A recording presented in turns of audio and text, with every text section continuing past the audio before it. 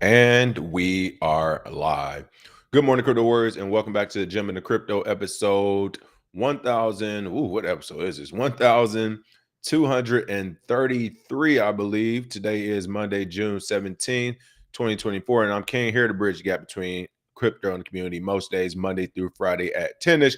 Today's top stories, we'll be talking about those spot Bitcoin ETF outflows. Donald Trump vows to end Joe Biden's war on crypto.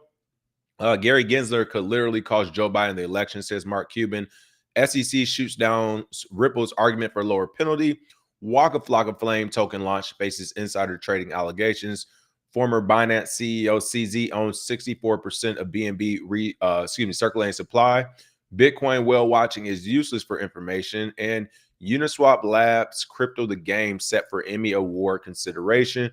But first and foremost, of course, let's go ahead and take a quick look at today's prices. They have been slipping and sliding. We'll be talking about that here in a moment. Again, as mentioned on 2 episodes last week, we're looking at the ETF outflows, inflows of what couldn't be. Bitcoin's coming in at $65,320, down 2.05%. Ethereum's at $3,505, down 2.43%. BNB at $598, down 1.6%. Number 7 is Ripple at 50 cents, up 3.15%. Number 9, Toncoin at $7.80, down 2.07%. And number 10, still somehow Cardano at 40 cents, down 3.23%. Let's see. For your recently added, you have Swordcast AI, Pepe Pizzeria, and Giga Chad. And for your trending tokens, you still have Notcoin, Tap, Baby Bear Coin, and IO.net. Fear and Greed Index is at a 55. Bitcoin dominance at 54.1. And actually, Ethereum dominance has shot up 0.4% to 17.7% as well. More to come on that.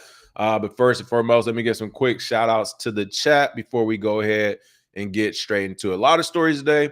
Mostly going to be dissecting a few of these headlines and what it means for the market. I'm going to keep the show rolling, try to keep it short and sweet, and get everybody off to a great start this week. What's going on, Alec Pio, Memories of Mike, Magnolia, Brandon, Humney, Mr. Limitless, Wisdom, JB. Good morning, everyone. It's K. Birthday, BBO Drizzy. Hilarious.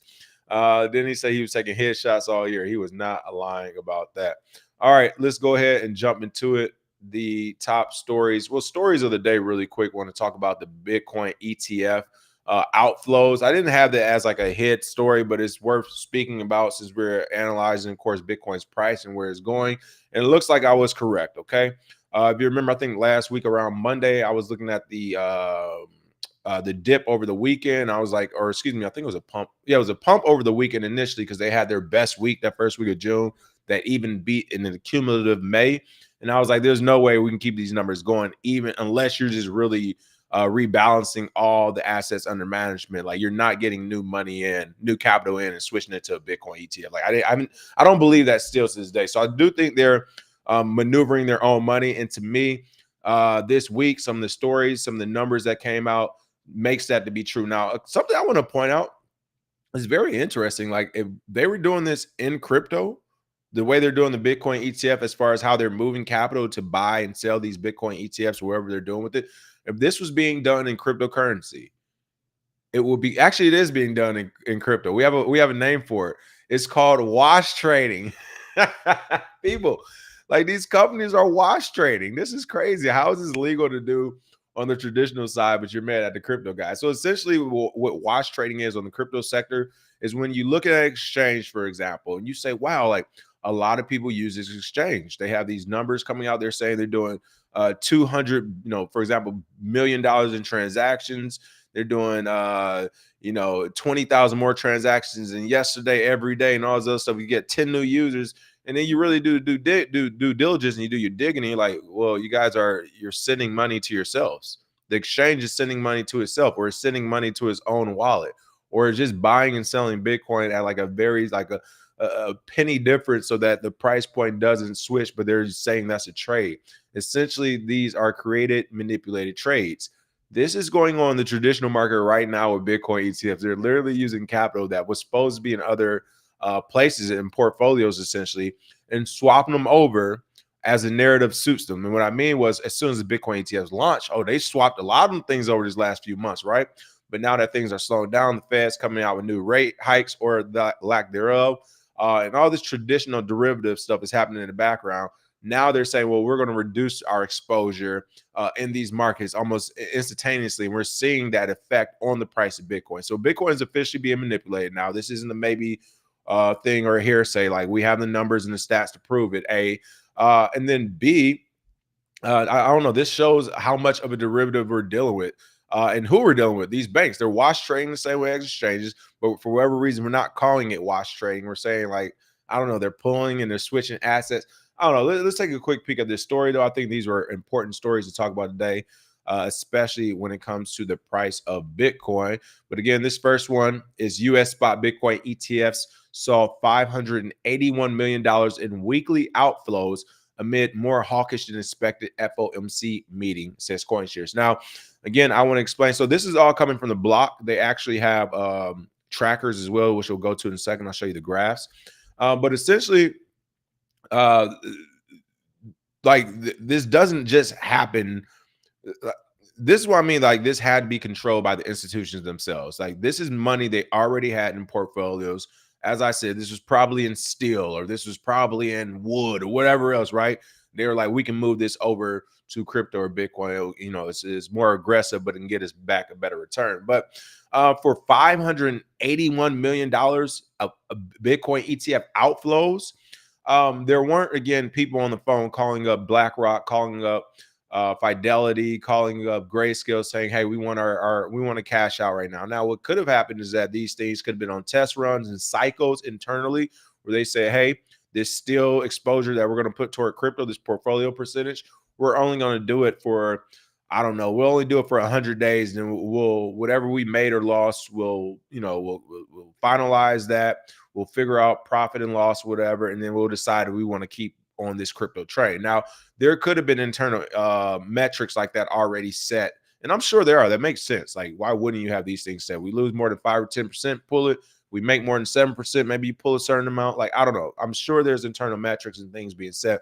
But to see $581 million, almost like over $500 million, get pulled out in a week after a record week, says to me, wash trading. You all put all the money in there that you already had. You made some headlines. You made some news stories. You made the price pump. And let's not mention if any of these banks or institutions are doing any leverage plays, either themselves or with separate crypto houses. Same thing we saw in the Wolf of Wall Street. You remember, what was he talking about? He said during the Wolf of Wall Street, the character, Leonardo DiCaprio's character, I can't remember the guy's name in real life, whatever, but his whole thing was like, I can't remember, we have these rats or gophers. He was basically saying that whenever they make stock plays or whatever they're investing, they have third parties do other investments in the exact same stock. So they're saying, hey, we're going to take a company public.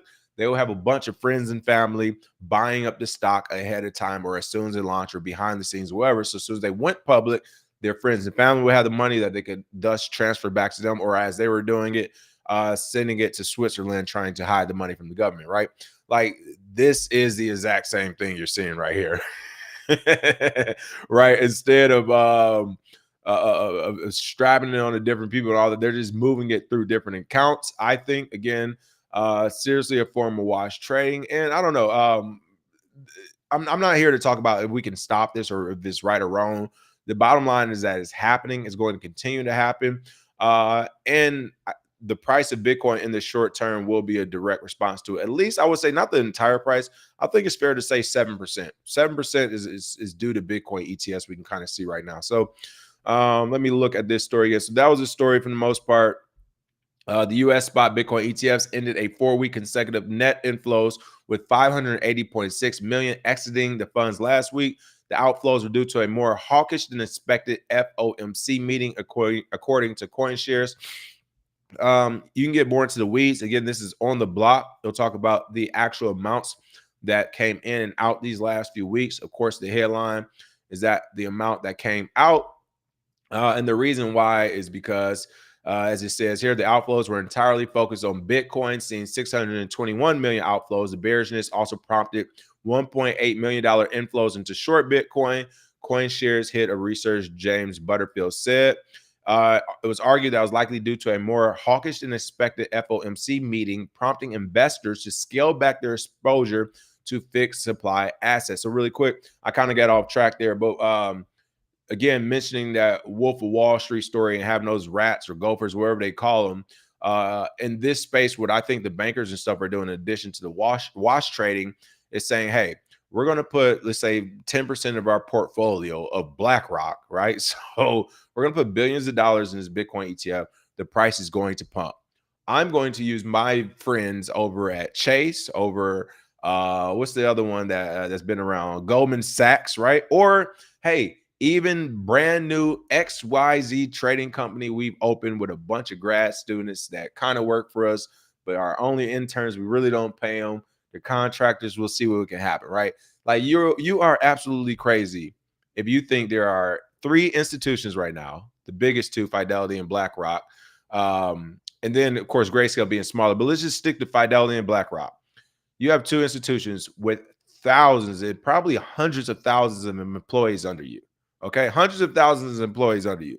You mean to tell me at the staff meeting on Monday when y'all talked about buying $2 to $4 billion of Bitcoin, or pivoting, rebalancing your portfolio into $4 billion of Bitcoin ETFs, and I'm in that meeting, I know for a fact that we're balancing $4 billion of Bitcoin ETFs, and the price will reflect that. I'm not calling no one in my family and saying, hey, you guys don't got no Bitcoin yet.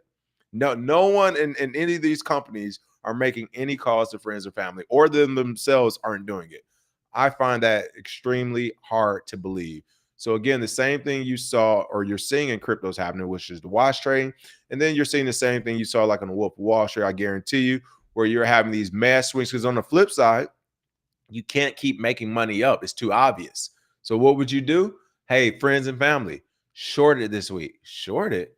But the last 4 weeks, I know. Short it this week. Okay. And boom, here we are. So I think on the back end, there's definitely some trades going on. It's definitely wash trading going on. You can't stop it. The best thing you can do is get ahead of it. And I say you can do that by looking at these inflows and outflows as I began to start looking at. Maybe we'll make it a part of the show. Keep checking out the block. Here's the next page here, which actually shows the graph of the various inflows and outflows of not just Grayscale, but of all the major players right now. So you can see here, again, this is from the block, but this is the Bitcoin ETF. Let me see if I can blow this up. I don't think I can. This is the Bitcoin ETFs. Again, IBIT, FBTC, GBTC, ARC, BitB, and 6 others.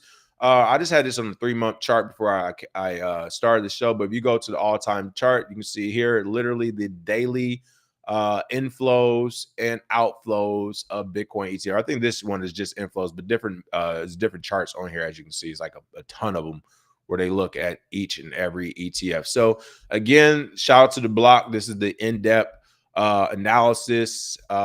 We kind of need the metrics. I'll say these are the in-depth metrics we need to see. As you can see here, I went to the 3 months, so you can kind of see these last few days, and you can see there is considerably less Bitcoin going toward these ETFs right there. So you can see at the start of March, you're looking at $8 billion rolling in.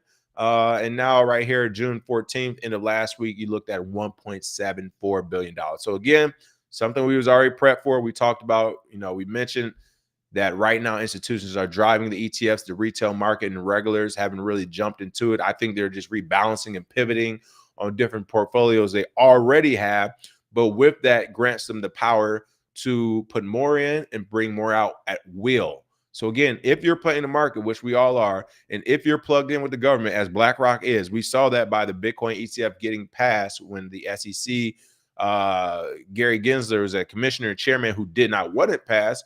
As easily as that happened, when you have all these metrics at once working, there's going to be some manipulation happening. So I think they're planning all this for long-term manipulation. Again, I think I saw today, was it Australia just got their Bitcoin ETF as well. So again, more dilution. Not the end of the world if the world wakes up and say Bitcoin is going to be the global currency.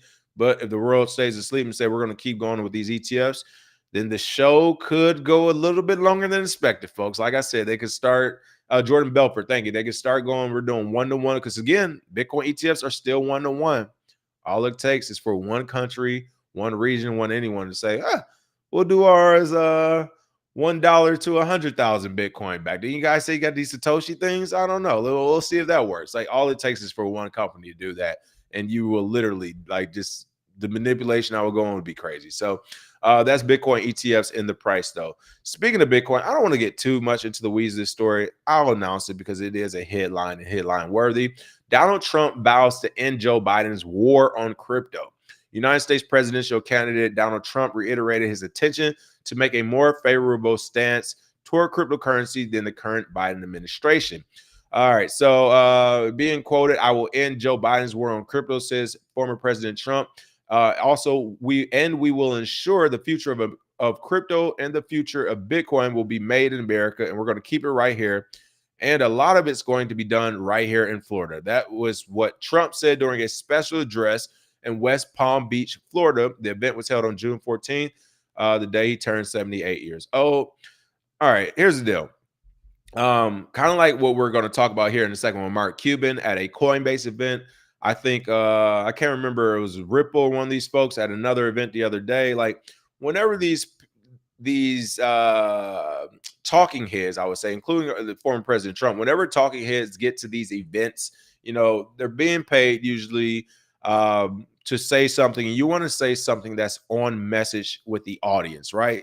For example, I'm not going to go to a basketball event and start asking people about mathematical equations and arithmetic, right? They're like, you're at the wrong conference, buddy, and vice versa. I'm not going to go to a math or finance conference and start asking people if they know how to shoot fadeaway jumpers and go through the legs with a basketball and dunk. They're gonna be like, what are you talking about? So I'm not mad that not only Trump, but everyone else does this. I get it. You have to. I just feel like you could be a little bit more on your own theme and messaging to where you're not just switching everything you say and do for the audience, right? And I'm not saying he's switching everything. He has been on the crypto and Bitcoin train, but never once has any president or politician, for that matter, who is at this standing push and press the button on Bitcoin and crypto so hard. So a few things I have to say about it. I do think it's noble that he's trying to get the Bitcoin and crypto community motivated in Florida. Of course, he's doing it for votes, but the fact that he's doing it, I also think that if he were to become president again, he would actually follow through, at least with Florida, when it came to doing Bitcoin and crypto friendly things. I think Florida will press him enough because it's enough of his base to where it'll be like, yo, you told us we get our Bitcoin or whatever, right? Now, with that being said, I don't think this is going to be enough impetus to bring him back into the White House just off the strength of Bitcoin and crypto. For one, we've talked about it many times here. Mass adoption is slow. It's not happening. Mass adoption is not happening fast. Florida has had their chance. What happened to Miami coin, right? I talked to Zay. He said they're still doing it, possibly in the background or something. I don't know.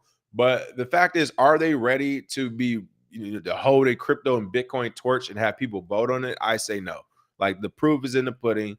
Mass adoption in the US is slow, primarily because Bitcoin is not needed here for the most part for the masses. Now, I think we have another COVID round too, and they're saying, hey, you all are going to take another jab. And then we might see the likes of Bitcoin really pop up in America where people are like, I can't take it no more. Can't do it twice. I'm not going to do it. But unless we get something that's like generational like that happen to get that black swan type of bit, I don't think there is enough motion in America for a presidential candidate to be running on Bitcoin and crypto. Now, local municipalities, even to the state level, I think you can get away with it. Definitely local, when you're talking about mayors, I would even say some of the Congress folks, some of the Congress people, depending on what where your constituents lie and all that good stuff, they could even get away with winning their platform, winning on votes that have to, especially a mayor. A mayor could win on Bitcoin and crypto votes, but a president right now, I don't see it happening. A lot of our country, especially the ones who influence these elections, you're talking about the billionaires, the high-end multimillionaires. I'm talking at least 500 million plus, Wall Street folks, all of those people who are pressing the button on the SEC and the federal government and the politicians and regulators, they do not want Bitcoin and crypto. So again, this is Trump bucking the entire system, saying, hey, I'm going to go with the retail people, the mom and pops, and together we're going to overtake this system. We're going to make Bitcoin and crypto great. as well as America. I say is not going to happen because the retail market isn't strong enough in America in the crypto market. The retail market in the crypto market is not that strong in America for it to lead a presidential election, in my point of view. So, while again, this is good for the community, it makes a cool headline. Floridians get excited. I don't think it's going to move anything. It's going to shake anything. There's too many traditional people in the U.S. who still don't like Bitcoin. They don't like any technology, too, to be fair, but they definitely don't like Bitcoin and crypto, unfortunately. So, if Trump wanted this to work, and he wanted this to be a real thing and actually run on it, which again, I don't really think so. I think this is just a talking point for Florida. But if he really did want it, or any other politician want it, it's going to take money, marketing money. You will have to market Bitcoin and crypto in general. Like, you create it yourself. You will have to market it to these populations. And we know they're not going to stop and start spending money to do that. So once again, I don't see it happening. But again, novel attempt. Look at some of the comments and see what you all are saying. What's going on, 11 Super Mario? Let's see. How many developers said Trump is the Andrew Jackson of our time period? Instead of dealing with Indians, he's dealing with USD versus Bitcoin and his own problems. Let's see. Jake, you know what? Jake, I'm with you. All right, free game, people, for the DJs. Jake said, I'm thinking Trump coin is going to go hard in the fall, waiting on the dip. I agree. So right now, Super Trump token, Trump coin, any of these Trump meme tokens, I agree. I think in the fall, you'll get a nice little pump. So you might want to wait for a dip, which should this week, you might actually see one, wait for a dip. I wouldn't be surprised if in the Biden tokens pump too. So here's the thing. During the election cycle, I think the Trump tokens will pop because everybody's like, what if? But after the election, especially if and when Biden wins again, it's nothing about uh, incumbent presidents, people, incumbent politicians in general, incumbent politicians in general usually wins. For those who are like, what's an incumbent? That's the person who's already won and been there. So usually the sitting mayor, the sitting governor, the sitting senator, the sitting president, whoever is already sitting in that seat, is usually very hard to get them up out of it. Because think about it, you're already in the position of all the power, like marketing, like media, or whatever you want to do. You're already in position. It's very hard to beat the incumbent. So it was actually an anomaly, and I can't speak today. It was an anomaly to see Trump lose because he was an incumbent to begin with. But that hasn't happened in was it? Who's before we got Trump? Yeah, who's before Trump? Was it Obama? I don't even keep up anymore. Was it Obama? But Obama had 2 terms. You had Bush Jr. had 2 terms. You had Clinton had 2 terms. Bush Sr. had 2 terms. So I can say for my lifetime, the president has stayed the president for his 2 terms. This has been the first time I think in my life we've seen this not happen. So by and large, Biden should win because usually incumbents win. And I think if he were to win, his meme coin wouldn't pop on the way up to it. But the day that he won or the day after, whatever, that meme coin would go crazy for about 12 to 16 hours before it dumped again. That's my thoughts on that as well. So might be interesting to look at that as also. Let's see. The education level around Bitcoin is damn near lower now than it was during peak COVID. I agree as well. How many said mass adoption is possibly in 2045? I wouldn't doubt it. It's unfortunate too, but that's my point. I don't think it's going to happen quick enough for you to run a presidential election on. All right. With that being said, let's go ahead and check out next story. Gary Gensler is back in the news. Let's see. Gary's Gensler could literally cost Joe Biden the election, says Mark Cuban.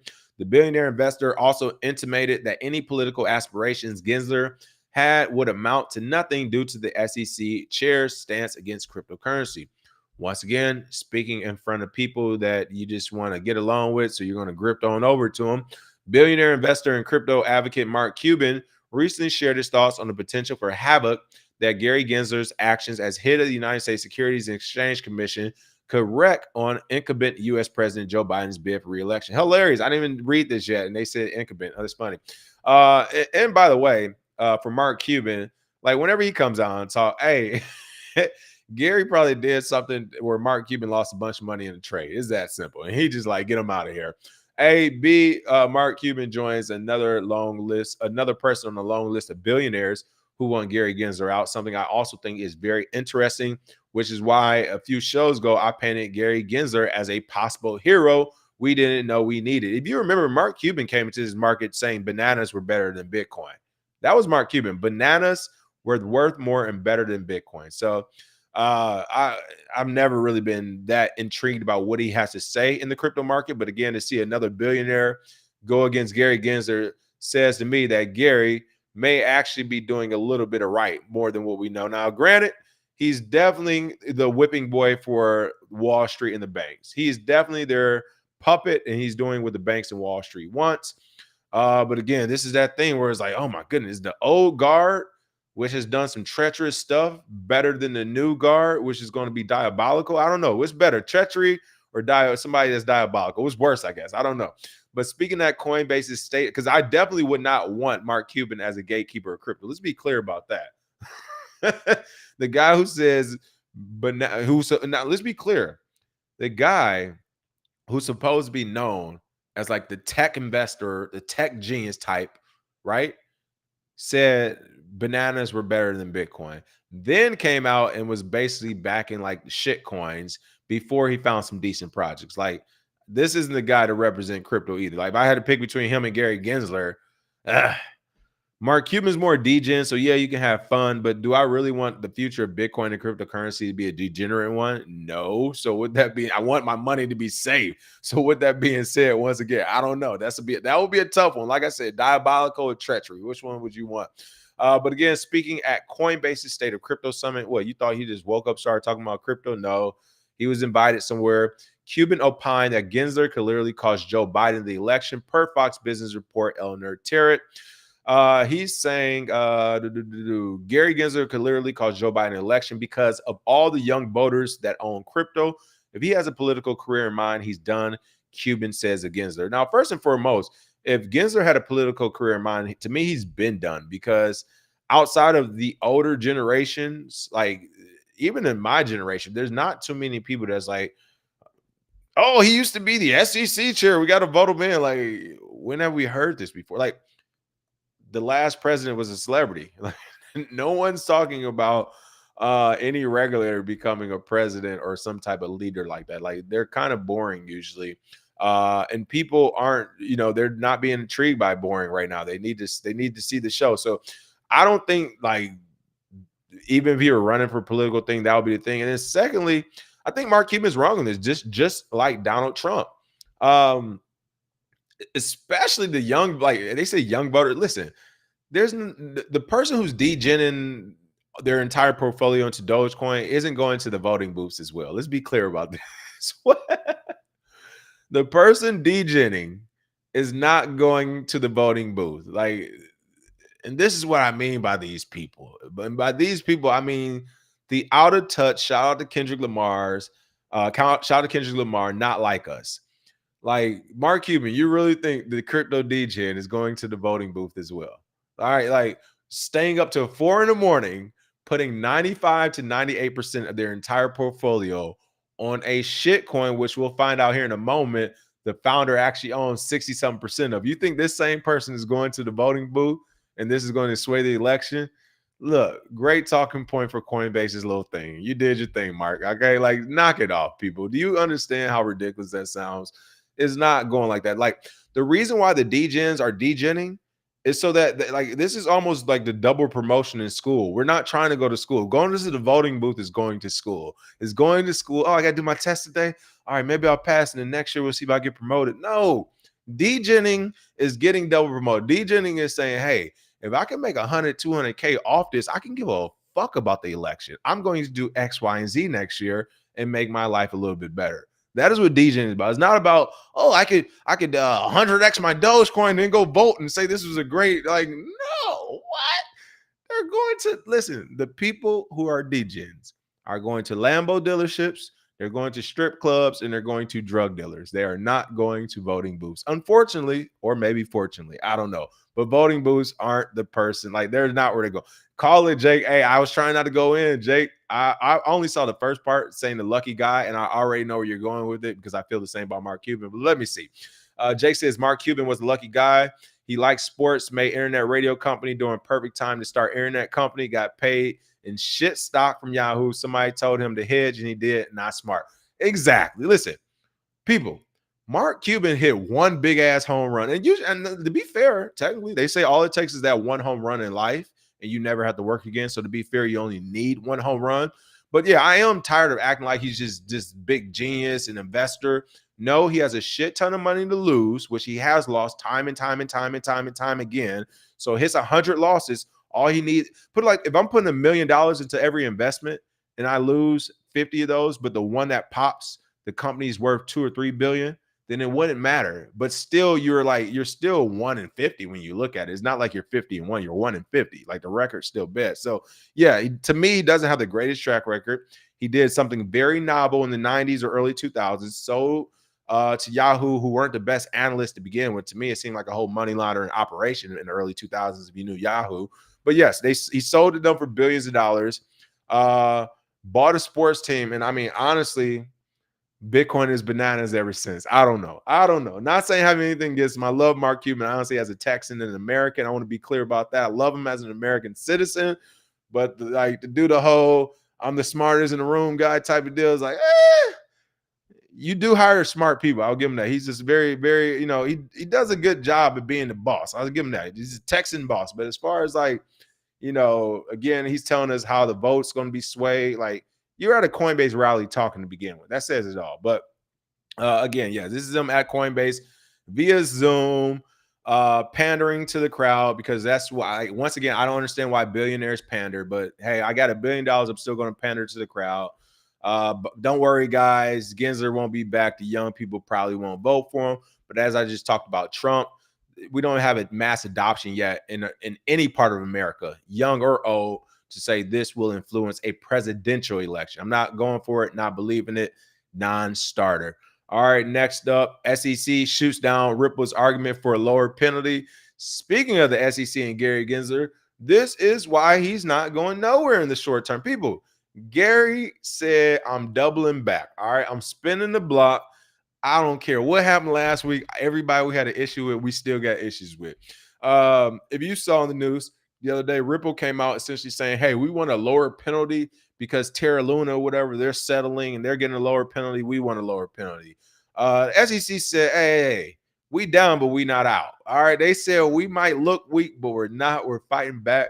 The SEC argued Ripple's proposed lower civil penalty wouldn't be enough, and there's no comparison to his settlement with Terraform Labs. Now, the reason why I saw this story, I scrolled through it and I saw them start listing percentages of how the fines were made. And I remember we talked about this last week. So I'm not going to go into the depths of this article about how the numbers are here and what the specific numbers are, as far as essentially Ripple saying, hey, we don't want a $200 million penalty.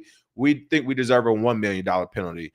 And the SEC is like, no, you deserve a $200 million penalty, essentially. So I won't get into the numbers. I'm just getting into how they came up with the numbers, because remember we did say we sure there was some type of list that had the damages and stuff. It turns out that is correct. Okay. The United States SEC has criticized Ripple Labs' latest argument for a lower penalty, saying it wouldn't be enough. On June 13th, Ripple cited the SEC's settlement with Terraform Labs when it again asked Judge Annalisa Torres of the U.S. District Court for the Southern District of New York for a penalty of no more than $10 million, far lower than the regulators proposed $876.3 million civil penalty, which is, again, I don't want to see any penalty go. Listen, if I was in charge, any civil penalty over $10 million, there has to be prison time. There is no if we want to respect $10 million for what $10 million is, there has to be prison. There cannot or at least, let me give you a break. 100 million. There you go. I just 10x'd you. 100 million minimum. If there's a fine for any company or person that exceeds $100 million, there is mandatory prison time. How do you have almost $1 billion fine and nobody go to jail? So you telling me you did $1 billion in damages, but nobody got hurt? Like, come on, man. Either this is corruption and extortion on the government's part, or there was actual real victims and damages, and money is not going to fix it. But regardless, how do you have $1 billion penalty? Nobody's in prison. That's crazy. But you literally have the same people who are okay with this. And I'm not even trying to get political, but I gotta go there just to show you I don't know the word, the yin and the yang, though, whatever the word I'm looking for, just to show you the disparity. I have to be clear. There are people that are okay with a $900 million civil penalty and no jail time.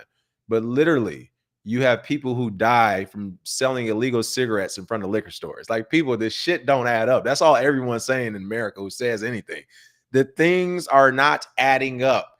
You can't be mad at petty criminals who do less than $10,000 in damages or crime or whatever else. So you can't go all out and shoot them in the back and put knees on their throats and go psycho when at the same time you have someone else doing $900 million in damages and nothing happens to them. They just pay and play. Like, that is absolutely crazy, people. You can't do this. This is crazy. But just to go back to this again, the real point of this story was for me just to show you how they come up with it. So again, I'm not gonna go back and forth. This is Ripple and them arguing to the judge. Ripple's saying, hey, we didn't do this. Oh, this part is important. All right, June 13th, Ripple cited the SEC's argument.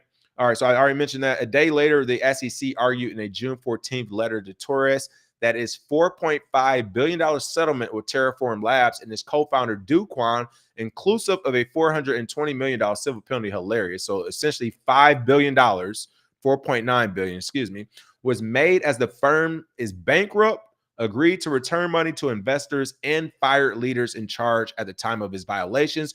Ripple is agreeing to none of this relief. In fact, Ripple is agreeing to nothing. So I want to make something clear. Ripple never had to do this. And for the SEC to say Ripple is not agreeing to this, to me, they just showed their hand. The SEC literally just told the entire crypto market what it wants you to do if you don't want to face these penalties or if you want less of a penalty. This is what you need to do. Go bankrupt, agree to return money to investors, and fire your leaders. So you have to dissolve the company. So if you right now in crypto, if you do not want the SEC to come after you, you cannot be in crypto, period, unless you're like BlackRock or one of these. Again, barriers to entry, getting rid of competitors. This is what the big companies do. Like, why would Ripple need to do any of these things? The judge already said they didn't do nothing wrong. So why would they need to go bankrupt? Why would they need to return money? And why would they need to fire leaders? This makes no sense, except they just literally showed their hand. Wow. Well, if I were Ripple, if you're listening, take the SEC to court over this statement. Like, over this statement. How is this even possible? Well, again, none of this matters. This is what does matter, is that how they come up with the money.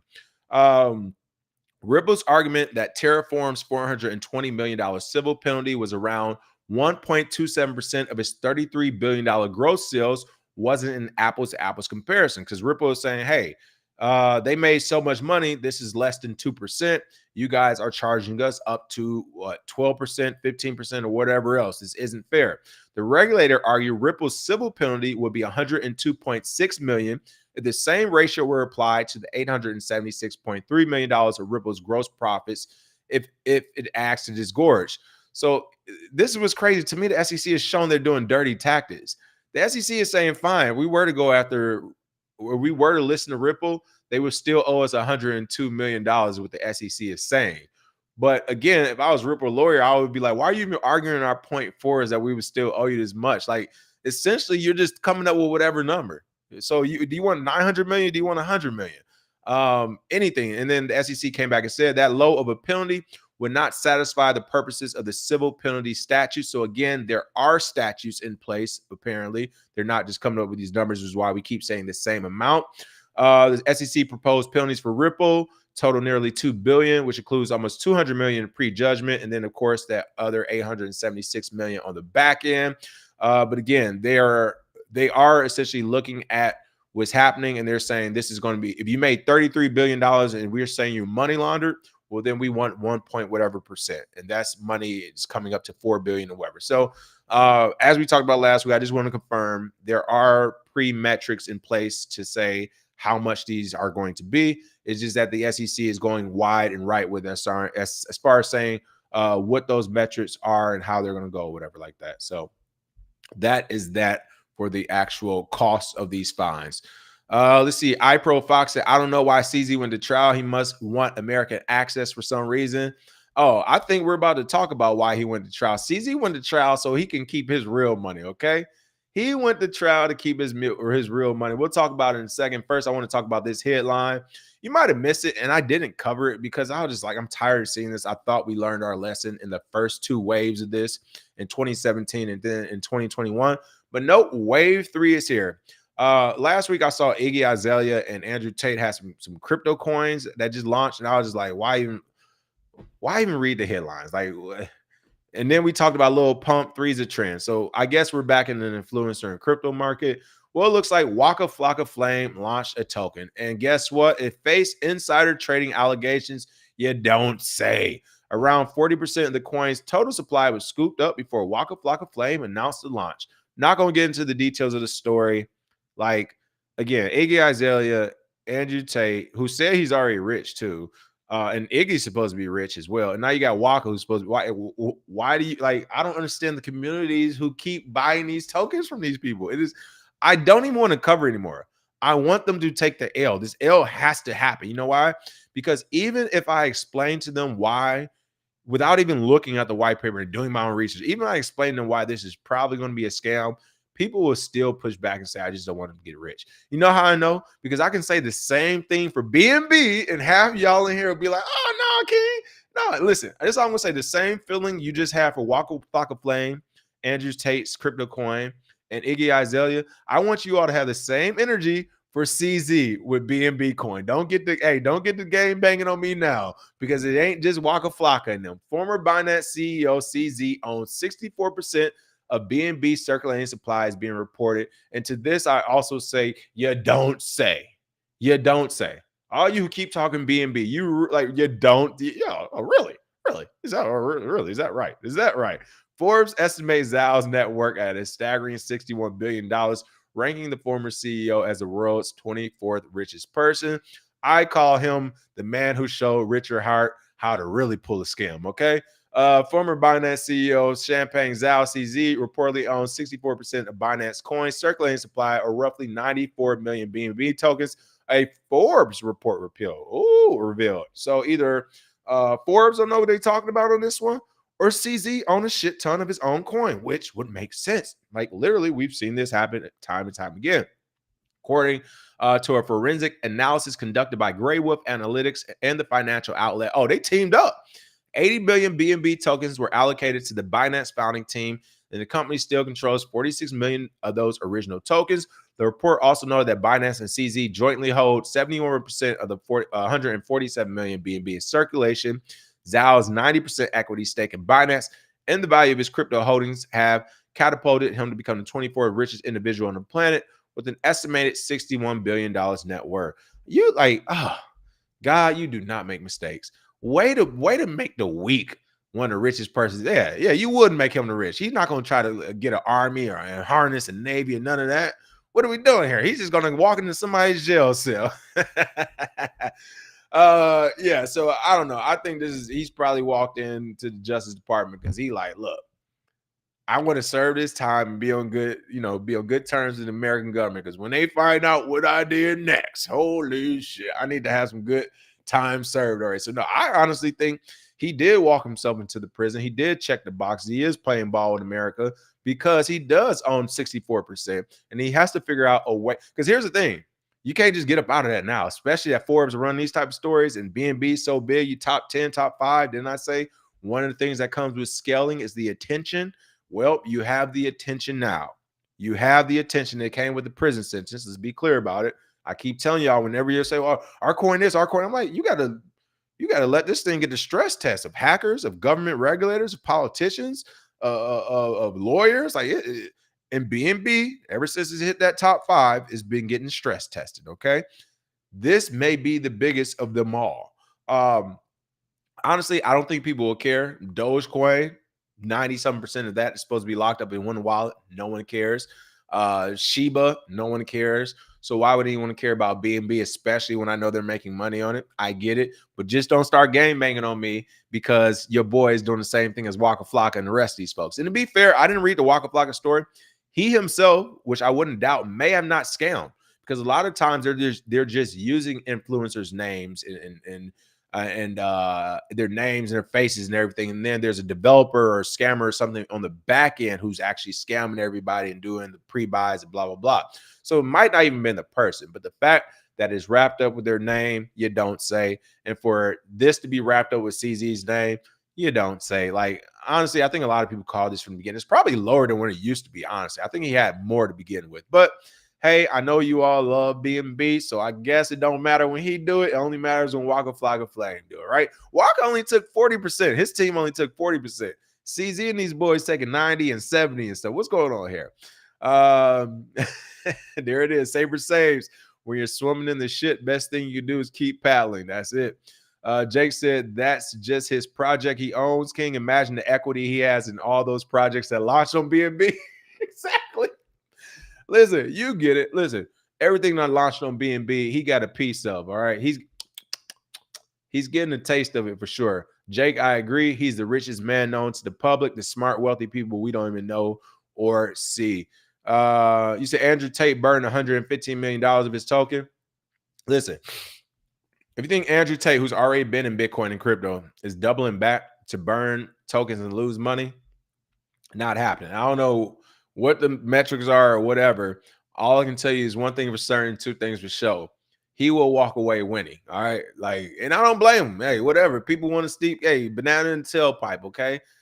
There is no reason for a Waka coin, an Andrew Tate coin, an Iggy coin. There's no, honestly, hey, they're doing a good job, but there's no reason for XRP. There's no reason for BNB. There's no reason for Cardano. There's no reason for so many tokens down the list when you look at Bitcoin. So, hey, people are going to like what they like. It's a free world. Go ahead and make the market. All right, let's see. I just had to point out, though, because CZ was up in there. Last couple of stories. Bitcoin whale watching is useless for information for traders.